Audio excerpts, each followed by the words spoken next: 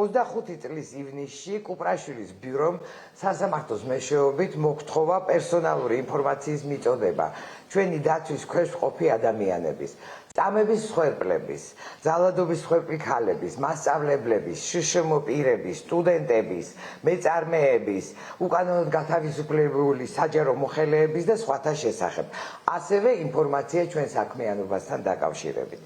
სააპელაციო სასამართლომ, რომლის თავმჯდომარე აშშ-სა და ბრიტანეთისგან სანქცირებული ჩინჩალაძეა, ჩვენი საჩივარი არ დააკმაყოფილა. მეტიც ზეპირი მოსმენის გარეშე განიხილა და გადაწყვეტილება სულ ცოტა 10 კანონის დარღვევით მიიღო. არავის მისცემს სტომას იმ ადამიანების კონფიდენციალურ ინფორმაციაზე, ვისაც ჩვენ დავხმარები ვართ. ჩვენ ანგარიშვალდებულებას ვგზნობთ, მაგრამ ვგზნობთ ანგარიშვალდებულებას მოქალაქეების და არა ივანიშვილის მიმართ.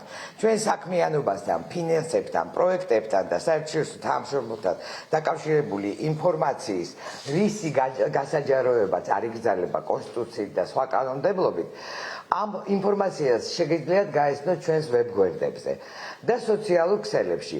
ამიტომ დამატებით დოკუმენტაციას ჩვენ მათ არ გავუგზავნით. ჩვენ ორგანიზაცია ზოგადად აქვს ისეთი საქმეები, როგორიც არის პედოფილიის საქმეები, სექსუალური ძალადობის საქმეები, დაშანტაჟება პირადი ინფორმაციით და სხვა ძალიან გრძნობიარე თემები, როგორიც არის ფსიქიატრების დასკვნები, ფსიქოლოგების შეფასებები და ასე შემდეგ. ეს არის ძალიან მყარად დაცული პერსონალური ინფორმაცია ჩვენივე კანონმდებლობით და საერთაშორისო სტანდარტებით.